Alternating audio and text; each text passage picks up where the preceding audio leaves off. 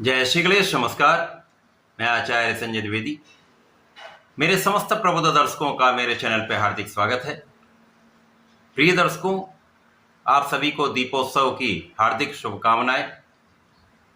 आज मैं कर्क राशि का नवंबर माह का मासिक राशिफल लेकर आपके सम्मुख उपस्थित हूं।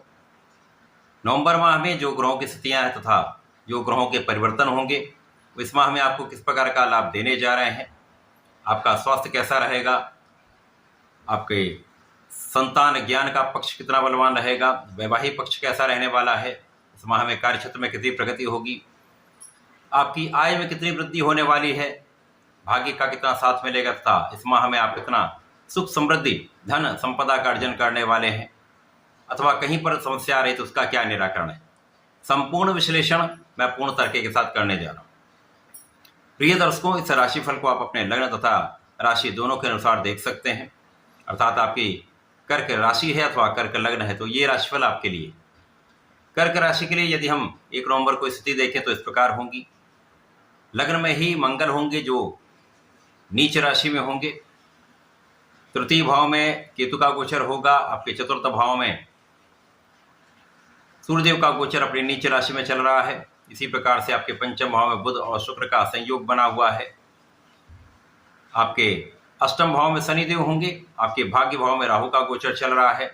आपके एकादश भाव में गुरुदेव बृहस्पति गोचर कर रहे हैं।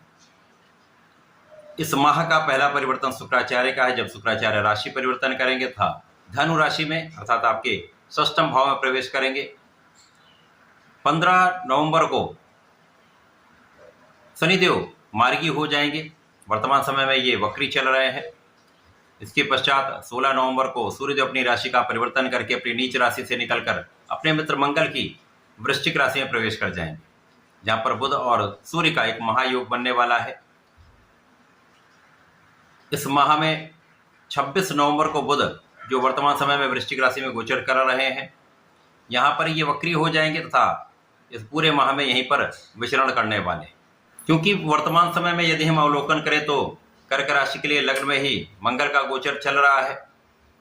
अब मंगल जो ऊर्जा के स्रोत हैं, क्षमता के कारक हैं, साहस पराक्रम के कारक होकर नीच की राशि में होंगे। तो यहाँ पर यद्यपि चंद्रमा की राशि होने के कारण यहाँ पर आधे समय के लिए इनका नीच भंग होता रहेगा, परंतु बाकी के समय में कहीं न कहीं नीचत्व का प्रभाव प्राप्त होने वाला है, जिसके कारण आपको सकारात्मक ऊर्जा का प्रवाह जब होगा तो आपके समस्त कार्यों में प्रगति होगी, आप सर्वश्रेष्ठ लाभ ले पाएंगे। परंतु जब नकारात्मक ऊर्जा प्राप्त होगी तो इन्हीं कार्यों से, इन्हीं जगहों पर आपको समस्या का सामना करना पड़ सकता है। क्योंकि लग्न में है तो यहाँ पर आपका क्रोध बढ़ सकता है, जल्दीबाजी का गुण आ जाता है। जल्दीबाजी निर्णय लेने से आप अपने कार्यों को समस्याग्रस्त कर सकते हैं। साझेदारी में समस्या आ सकती है, जीवन साथी के साथ तनाव बढ़ सकता है, मतभेद बढ़ सकते हैं। कहीं ना कहीं यहाँ पर ऐसी स्थितियां बनती जब आपके बोलने के कारण, आपके क्रोध के कारण विवाद उत्पन्न हो जाता है। परंतु जब ये सकारात्मक प्रभाव प्राप्त होगा तो आपकी ऊर्जा आपको आपके कार्य क्षेत्र में प्रगति कराने वाली हो, भाग्य का साथ मिल जाएगा, आपकी क्षमता में वृद्धि हो जाएगी, आपका सामर्थ्य बढ़ जाएगा। आपके सामर्थ्य में, आपकी क्षमता में वृद्धि होने के कारण, अपने साहस के कारण, अपने पराक्रम के कारण अपने क्षेत्र में आप एक अच्छा लाभ लेने जा रहे हैं। मंगल का प्रवाह जो ऊर्जा के रूप में आपके चतुर्थ भाव को मिलेगा, जो जनता का भाव है, माता का भाव है, सुखों का भाव है, ऐश्वर्य वैभव, भूमि भवन वाहन का भाव है। तो जब ये एक प्रबल रूप से सकारात्मक ऊर्जा प्रवाहित करेंगे तो इन समस्त चीजों का आपको लाभ प्राप्त होगा, लोगों का सहयोग मिलेगा, माता के सुखों में वृद्धि होगी, सुख साधनों का आप लाभ ले पाएंगे। परंतु कभी कभी यहाँ पर जनता के बीच में एक ऐसी स्थिति बन सकती है जहां पर आपको बहुत अच्छा लाभ नहीं मिलेगा। जब मंगल का नकारात्मक प्रभाव प्राप्त होगा तो उन्हीं भावों से जहां पर आप सफलता की प्राप्ति कर रहे हैं, लाभ ले रहे हैं, वहीं पर समस्या का सामना करना पड़ सकता है। जिन लोगों के बीच में आप कार्य करते हैं उन्हीं लोगों से असहयोग की भावना उत्पन्न हो सकती है, विवाद बढ़ सकता है तथा कार्य क्षेत्र में भी समस्या उत्पन्न हो सकती है। सुख सुविधाओं के होते हुए आप उनका उतना लाभ नहीं ले पाते। तथा जो लोग रियल एस्टेट से संबंधित कार्यों में होते हैं उनको उतना लाभ प्राप्त नहीं होता है।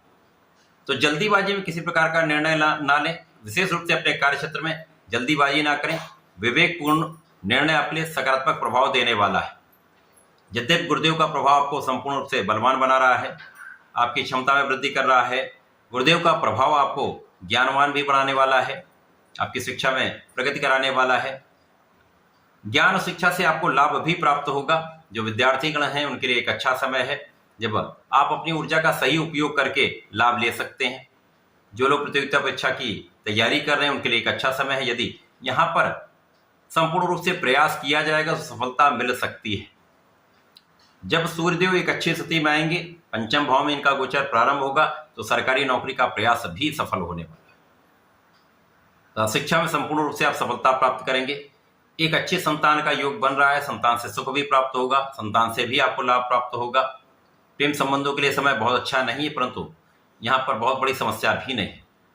गुरुदेव का प्रभाव आपके जीवन साथी के साथ सामंजस्य को बढ़ाने वाला है। यद्यपि मंगल का जब नकारात्मक प्रभाव होगा तो ये समस्या करेगा, परंतु आपका धैर्य, आपका सामर्थ्य तथा आपकी क्षमता, आपका ज्ञान यहाँ पर संपूर्ण रूप से आपको बैलेंस करने वाला है, संतुलित करने वाला है, जिसके कारण समस्या का निदान हो जाएगा। इसी प्रकार से आपकी आयु की संपूर्ण सुरक्षा हो रही है। यद्यपि यहाँ पर कोई न कोई अवरोध यहाँ पर आ सकता है, परंतु आप आध्यात्मिक रहेंगे, आपके रिसर्च कार्य में वृद्धि होगी। आध्यात्मिकता से विशेष लाभ आपको प्राप्त होगा। अचानक धन प्राप्त हो सकता है। राहु कहीं ना कहीं यहाँ पर आपके भाग्य भाव में बैठकर शनिवत प्रभाव दे रहे हैं। अब शनि चूंकि यहाँ पर आपके अष्टम भाव में है, ढैया का प्रभाव चल रहा था, अभी ये जब तक मार्गी नहीं तब तक ढैया का उतना नकारात्मक प्रभाव आपको नहीं मिलेगा। परंतु जैसे शनिदेव मार्गी होंगे, ढैया का संपूर्ण प्रभाव यहाँ पर प्राप्त होगा, जिसके कारण राहु भी आपके भाग्य को अवरुद्ध करेंगे। जो भी कार्य होगा वहां पर विलंबित होगा, कार्य में कोई ना कोई अवरोध आएगा, जिसके कारण समस्या उत्पन्न होती है। अब राहु का प्रभाव आपकी लग्न पर भी है, जिसके कारण कहीं ना कहीं दूषित प्रभाव प्राप्त होता है। मन में तनाव आता रहता है, डिप्रेशन बढ़ जाता है। तो इस समय आपको अपने आप को बहुत संतुलित रखना होगा। अब जब शुक्राचार्य का परिवर्तन आपके षष्ठम भाव में हो जाएगा, षष्ठम भाव में शुक्राचार्य जब गोचर करना प्रारंभ करेंगे, तो यहां से रोग ऋण शत्रु का भाव प्रभावित होता है।